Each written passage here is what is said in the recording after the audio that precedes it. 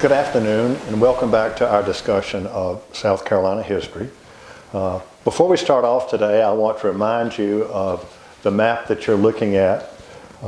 Thank you, Stephanie, for putting it up, which shows you how the country was divided, not just in 1850 for the Compromise of 1850, but also in terms of when secession came, which were the slave states and which were the free states.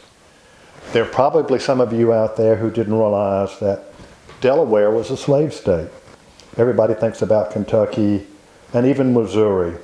Not everybody always includes Texas. But these are the states where slavery was legal. Delaware, Maryland, Virginia. There was no West Virginia at this point.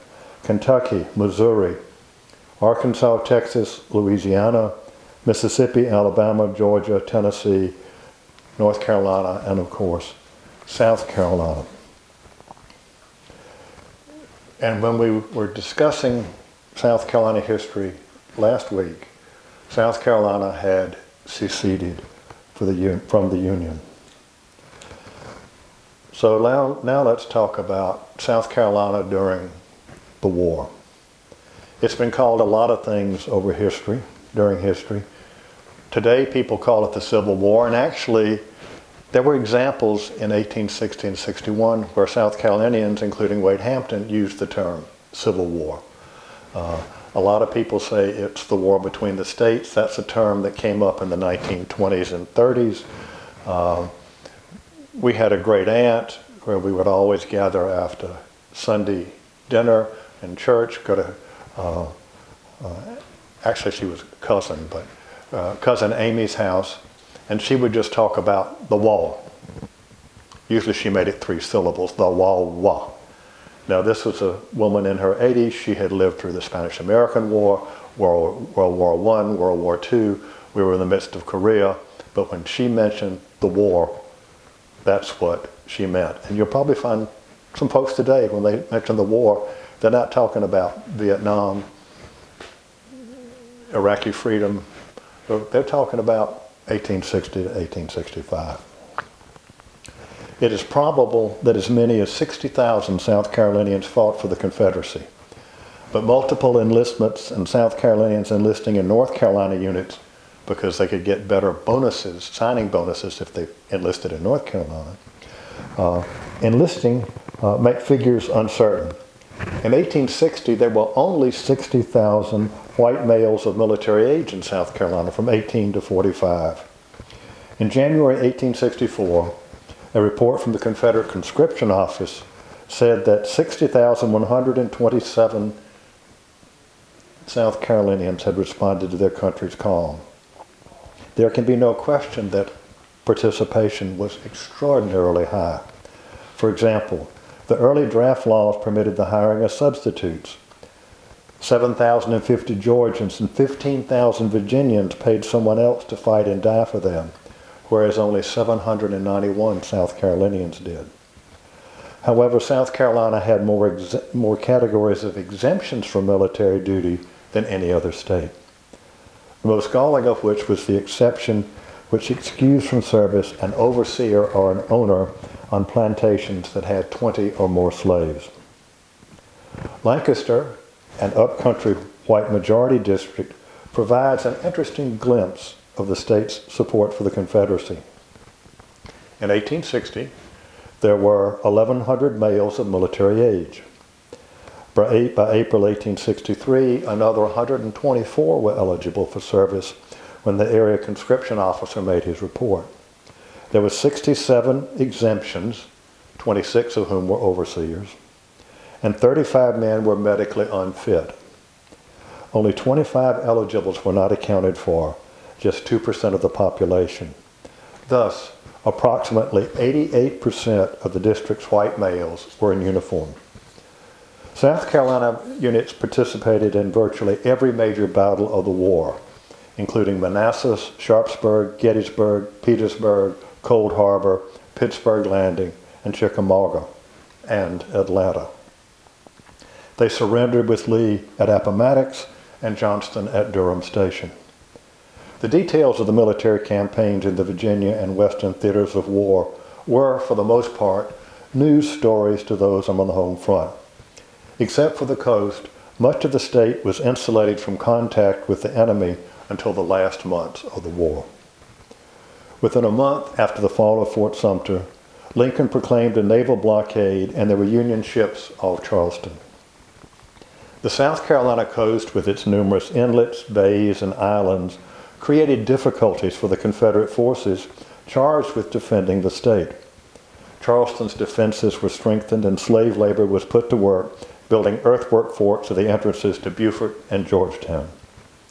In order to support the Union blockade, federal officials knew that they needed a supply base on the southern coast. After considering three alternatives, two of which were Bull's Bay and Port Royal in South Carolina, the decision was made to seize Port Royal. On the 7th of November, 1861, the fleet sailed into Port Royal Sound. The first shots were fired at 9 a.m. The Confederate fortifications were no match for the heavier, more numerous federal guns, and about noon the decision was made to evacuate Fort Walker on Hilton Head Island. By mid-afternoon, the United States flag was flying over Fort Walker. The capture of Port Royal gave the Union a supply base not only for its blockade, but one from which it could harass the interior of South Carolina. The speed and ease of the Union victory at Fort Royal caused alarm all across the state.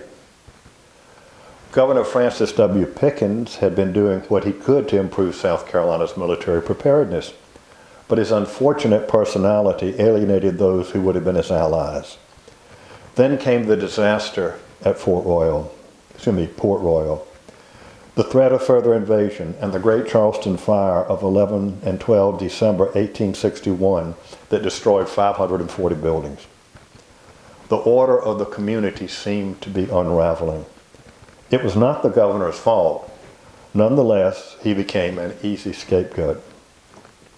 On the 14th of December 1861, David F. Jameson, the president of the Secession Convention, called it back into session to deal with what he called the perils which now threaten our state.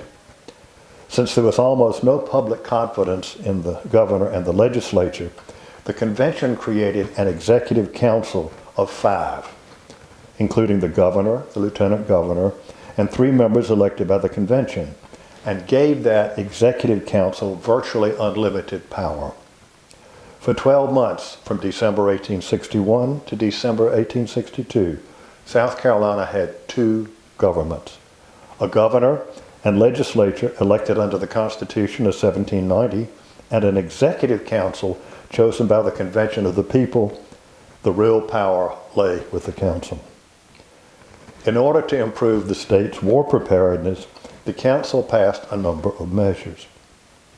In March 1862, a draft was implemented so that the state could fill its troop quotas from Richmond.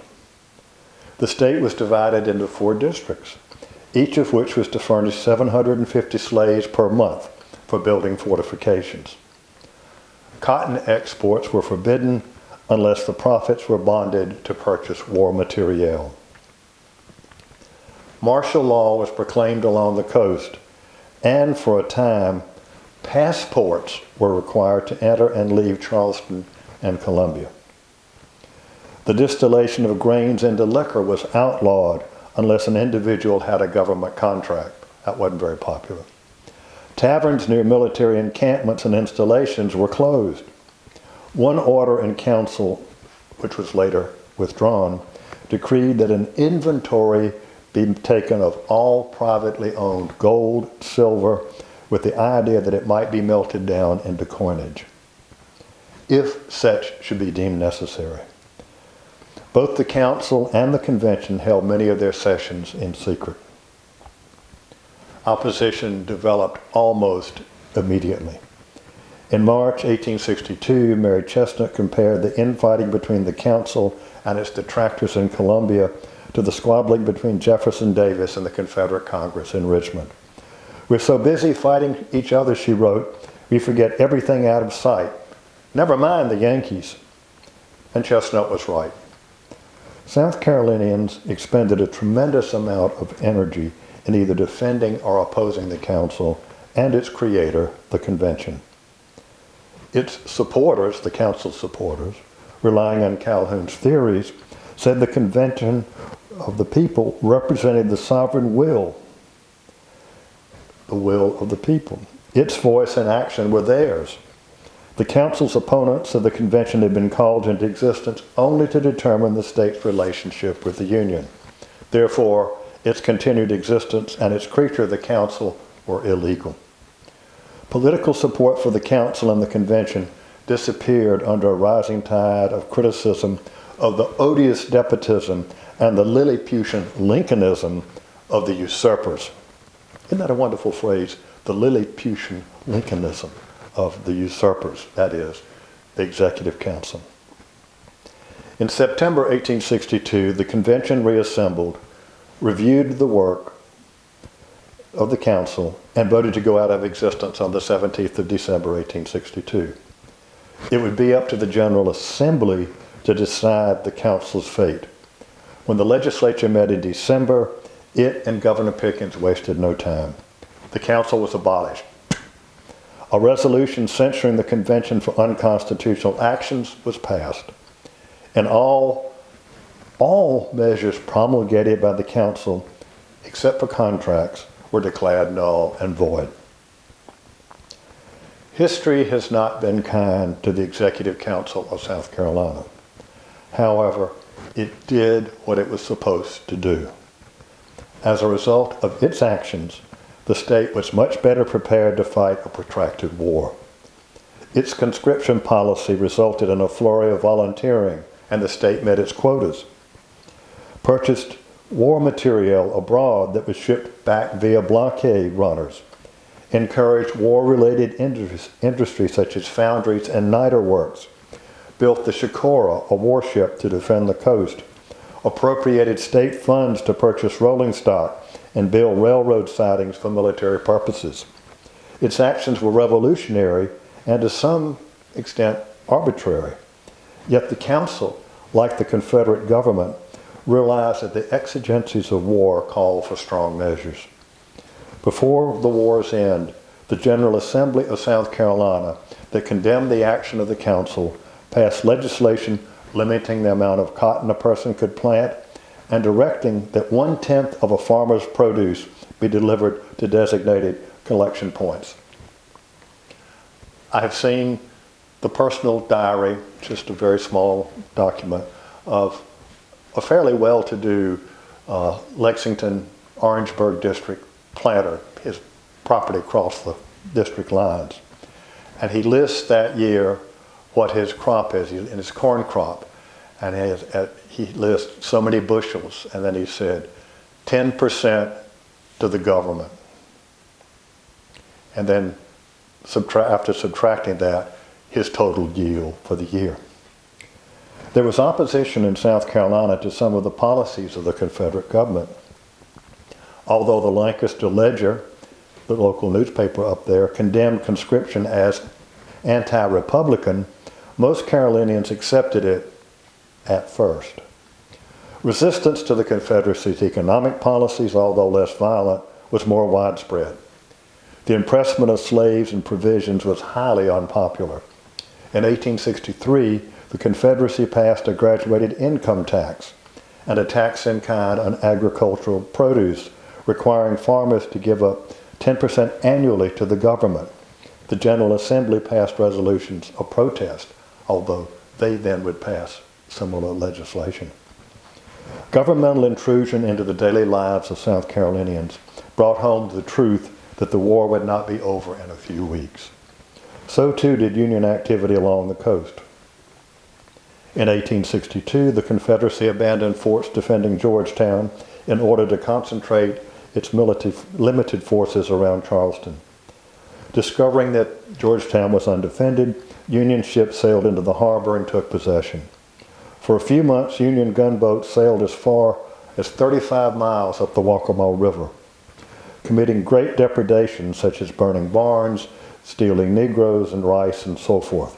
Until the very end of the war, however, Federal forces did no more than use Georgetown Harbor on Winyaw Bay as a safe anchorage. In early June, a 6,000 Union Army landed on James Island. Although outnumbered 8-1, on 16th of June, the Confederates defeated the invaders at the Battle of Secessionville. The enemy withdrew, but of the 500 Confederate defenders, many of whom were Charlestonians, 200 were casualties.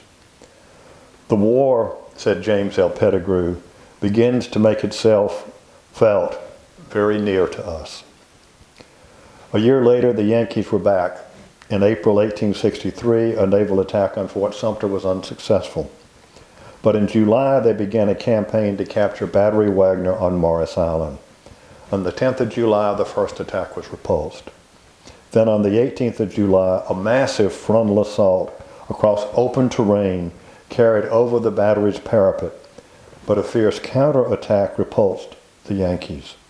Union casualties were heavy, and the assault was not repeated.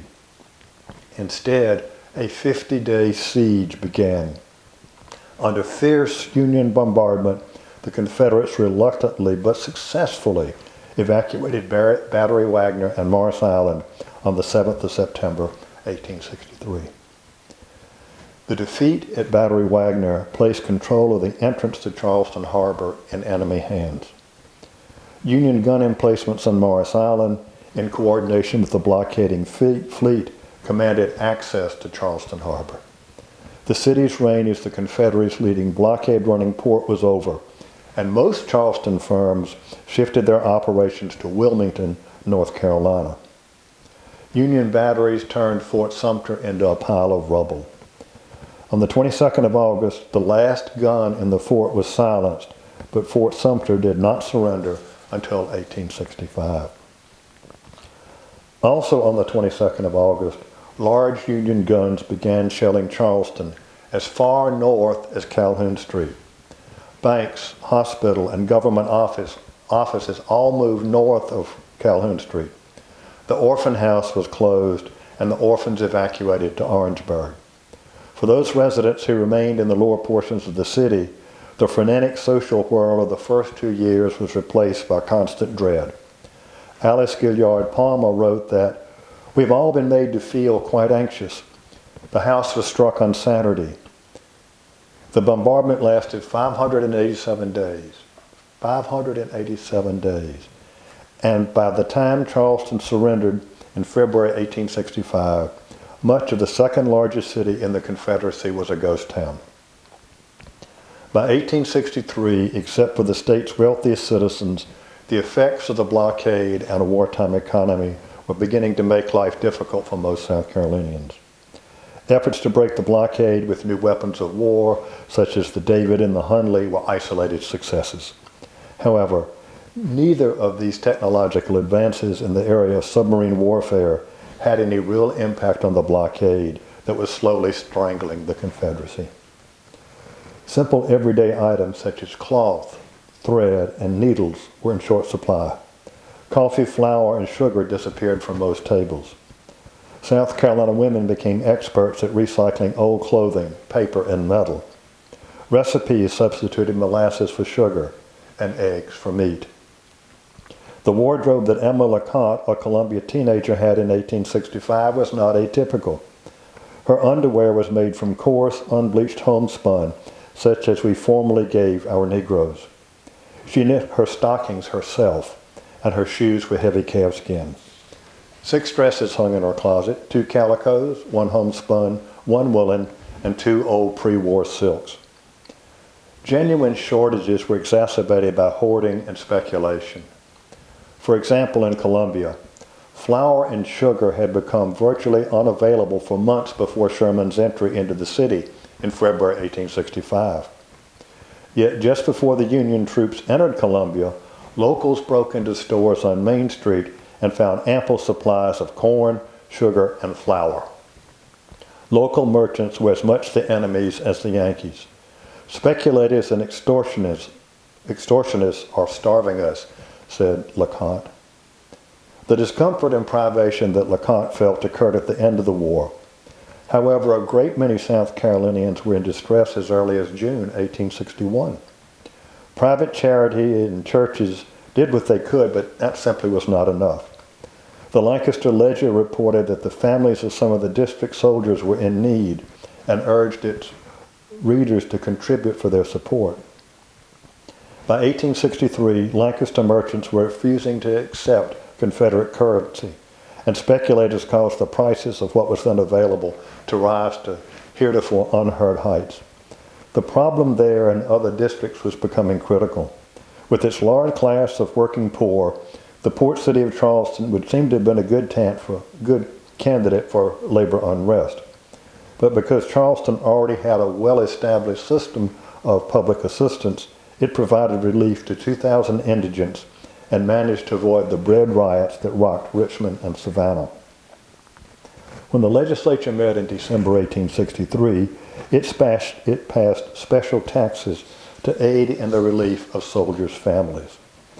The State Board of Relief distributed grain, salt, and cloth to eligible individuals. In Greenville, Sale Day, that was the first day of the month, first Monday of each month, been going on for decades. Sale Day, farmers brought their produce in to sell. But during the war, it became Draw Day, where hundreds of district residents obtained corn. They drew their corn on the first Monday of each month. During the last year of the war, 1,000 residents of Pickens District were in charity, and 3,500 dependents of soldiers received some sort of public assistance. In Lancaster, 1,267 residents were officially destitute, and across South Carolina, there was 54,652. Now, folks, that is 19% of the white population was basically on welfare by the end of the war and officially destitute. Inflation made life difficult for the families of the thousands of enlisted men who fought for the Confederacy. When David Harris went off to war, his words probably spoke for a majority of his fellow South Carolinians in uniform. I am called into service. One of my hands, and he means one of his slaves, is demanded by the government. A tenth of all I make is taken for the government. I am taxed upon all I sell or have to sell and still have to buy at these extravagant prices, while the government only gives me $11 per month. That's $11 in Confederate dollars. $11 a month. That's what the Confederate States of America paid its private soldiers. In terms of purchasing power, a private's pay in 2019 dollars declined from $328 in January 1861 to $5.66 in January 1865. Excuse me. Folks, that's $5.66 in our money today. That's all a private family was getting. In October 1863, a young soldier's wife had written to a Columbia newspaper. She did not know how she was going to make it through the winter on her husband's army salary, when wood cost $56 a cord. Before the war, the wood could have been priced at $1.65. Prices rose steadily. By 1865, the 10% monthly increase in the general price index resulted in a level that was 92 times higher than pre-war prices. All Carolinians by 1864 were feeling the effects of inflation and the blockade. In order to make ends meet, Mary Chestnut sold eggs and butter that brought her $200 a month, but she commented, "In what?" In Confederate money. Despite the difficulties they faced, those who remained at home sacrificed what they had in support of the men at the front. Two statewide organizations, the South Carolina Hospital Aid Association and the Central Association for Relief, were formed in the war in support of South Carolinians fighting in Virginia. The former established a chain of 6 hospitals, 1,800 beds, and a central supply depot in Richmond. The latter collected food, clothing, and comfort items that were shipped to Richmond every Wednesday until almost the very end of the war.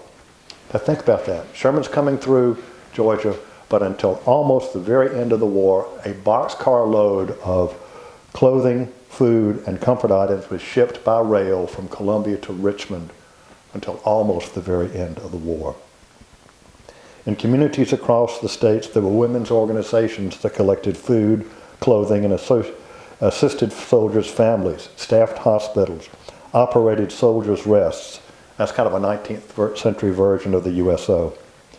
Among the various soldier support organizations were the Aiken Relief Association, the Ladies Relief Association of Spartanburg, Greenville Ladies Association, and Charleston Soldiers Relief Association. The most famous of these was the Wayside Hospital in Columbia, which was managed entirely by the women of the city, much to the chagrin of Confederate bureaucrats. Volunteers worked in shifts, tending soldiers and preparing 300 meals a day. More than 75,000 soldiers received assistance of some kind during the hospital's existence from 1862 to 1865. Among the women who spearheaded these efforts were Mary Amarantha Yates Snowden in Charleston, Mary Ann Wilkes Duncan in Greenville, and Susan Hampton Preston in Columbia. Reports of distant battles and their attendant casualty lists reached Charleston and Columbia via telegraph. From there, the news was carried by train to other towns in the state. In Greenville, Dr. Edward T. Buse went to the railroad station, and there he read aloud to the anxious crowds the names of those killed in action. For aged parents, wives, children, and sweethearts, the lengthening casualty lists were numbing. And I think at this point, we'll take a pause, and next week we'll continue our discussion of South Carolina during the Civil War.